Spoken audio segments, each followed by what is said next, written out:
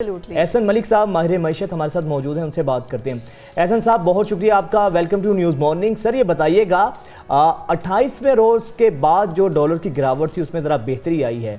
अभी तो सिर्फ थोड़ी सी रिफॉर्म्स, क्या बस हल्का सा ज़रा डंडा चला है, गवर्नेंस थोड़ी सी बेहतर हुई है, तो कहाँ से कहाँ चीज़ों में हमें फ़र्क देखने को मिला है। आप क्या समझते हैं, अगर हम अपनी इकनॉमिक इंडिकेटर्स को ज़रा बेहतर कर लें तो बहुत बेहतर हमारी इकनॉमिक सिचुएशन हो सकती है? बिस्मिल्लाहिर्रहमानिर्रहीम। वजाहत बहुत बहुत शुक्रिया आपका। वजाहत बेसिकली ना हम लोग बहुत जल्दी पैनिक में आ जाते हैं। इशू ये है कि ये जो कल के दिन में डॉलर थोड़ा सा इम्प्रूव हुआ, उसकी रीजन वो ये थी कि इंपोर्ट्स बिल का प्रेशर था और आईएमएफ का थोड़ा प्रेशर था कि आप इंपोर्ट्स को ओपन करें, जिसकी वजह से, क्योंकि आपके नॉलेज में है already finance minister is in Marrakesh और आईएमएफ से मीटिंग्स चल रही हैं, और प्लस नवंबर के लास्ट वीक में आईएमएफ का सेकेंड रिव्यू का विजिट भी पाकिस्तान में एक्सपेक्टेड है। तो मैं ये नहीं समझता कि जी इसका कोई बहुत बड़ा इम्पैक्ट आएगा। ये नॉर्मल फ्लक्चुएशन है और दैट कैन बी मैनेज्ड। और जैसे आपने अपने इंट्रो में कहा कि आर्मी चीफ साहब ने जो स्टेप्स लिए हैं, ये उसका इम्पैक्ट है और अल्लाह करे ये इसकी कंटिन्यूटी रहे। और बहैसियत एक कौम हमें भी थोड़ा सा पाकिस्तान के लिए सोचना चाहिए, जो हम सब उठ के एकदम डॉलर की तरफ या गोल्ड की तरफ दौड़ पड़ते हैं। तो अभी मेरा नहीं ख्याल कि मतलब 1, 2, 3 रुपए की फ्लक्चुएशन से ज्यादा इसमें फ्लक्चुएशन होगी, और उसके बाद डॉलर स्टेबल रहेगा और थोड़ा सा इसका टिल्ट डाउनवर्ड ट्रेंड रहेगा। और मैं ये एक्सपेक्ट करता हूं बाय दिसंबर तक मैक्सिमम इंशाल्लाह ये 260 और 265 की ब्रैकेट में आ जाएगा। ओह वाओ, रियली, मतलब ये तो बड़ा एक पॉजिटिव होगा। लेकिन क्या ये इलेक्शन से बात होगा, क्योंकि स्टेबिलिटी तो तभी फाइनली आएगी ना, दिसंबर के करीब आके कह रहे हैं, दिसंबर के करीब आके। लेकिन आई मीन इसके बड़े पॉजिटिव इम्पैक्ट होंगे अगर दिसंबर तक ये 265 तक आता है, देन एब्सोल्युटली इलेक्शंस के बाद तो फिर ये मजीद नीचे आना चाहिए कम।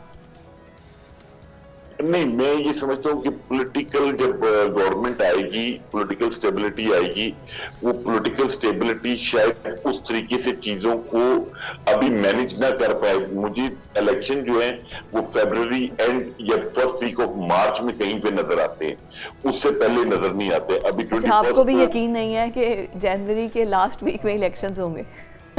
नहीं, बेसिकली हमारे नॉर्दर्न एरियाज की जो कंडीशंस है, जो स्नोफॉल है, उसके अंदर लोग घरों से बाहर नहीं निकल सकते। एक्सट्रीम वेदर होगा तो उसमें आप कैसे वोट कॉस्ट करवाएंगे, वो पॉसिबल नहीं है। मैं यहाँ पे एक चीज मेंशन करना चाहूंगा, वो ये कि ये जो डॉलर है, इसका जो इशू है, इसको हम डंडे के जोर पे तो नीचे ले आए हैं, लोगों को हमने बाइंग से, इन्वेस्टमेंट से रोक लिया है। लेकिन इसका मेजर इम्पैक्ट तब आएगा जब हम अपने इनफ्लोज को बेहतर करेंगे। इनफ्लो बेहतर करने का तरीकाकार यही है कि या आपकी एक्सपोर्ट्स बढ़ जाए या आपकी रेमिटेंस बढ़ जाए। अब फॉरेन रेमिटेंस बढ़ाने की डिफरेंट ऑप्शंस हैं।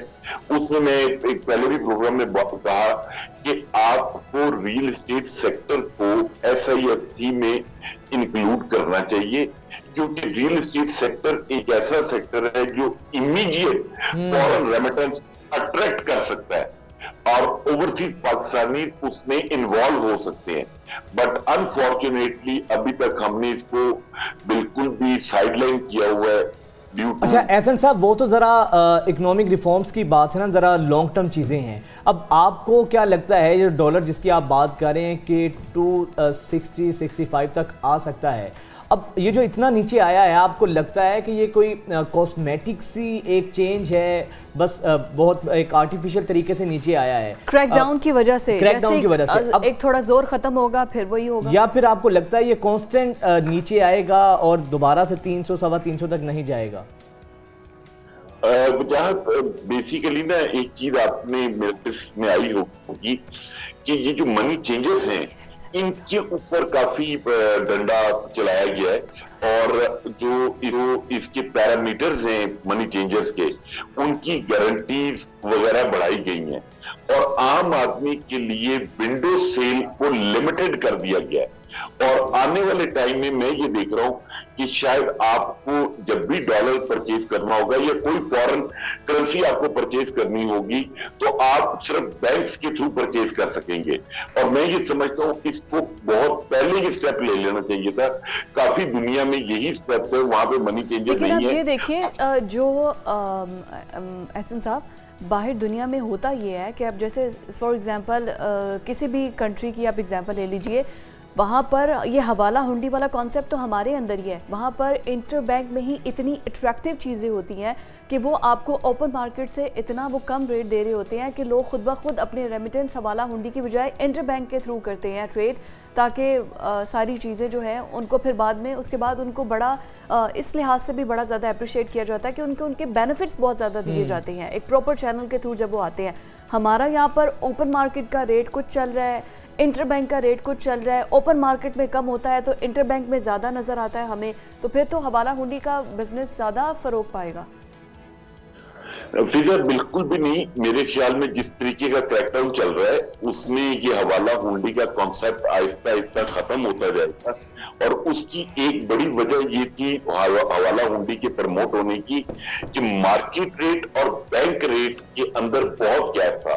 लास्ट मंथ जो रेमिटेंस थी फॉरेन जो पाकिस्तान में आती है, जो एम्प्लॉइज भेजते हैं बाहर से, वो अप्रोक्सीमेटली 3 बिलियन के लगभग होती हैं। लेकिन जब डिफरेंस था मार्केट रेट का और बैंक रेट का, तो लोगों ने हवाला हुंडी का ऑप्शन अडॉप्ट किया, तो हमारी वो को तकरीबन 1 बिलियन के करीब डिक्रीज हो गई। लेकिन अभी वो फिर इंक्रीज हो रही हैं ग्रेजुअली।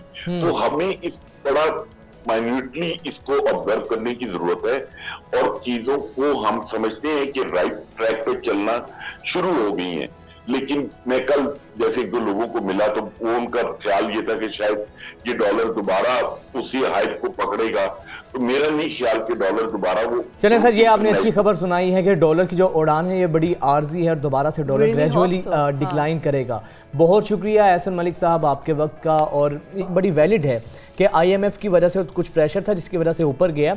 आपने बिल्कुल परेशान नहीं होना है, इंशाल्लाह डॉलर मज़ीद डिक्लाइन करेगा और उम्मीद कर सकते हैं कि थोड़ी सी हालत बेहतर होगी पहले से।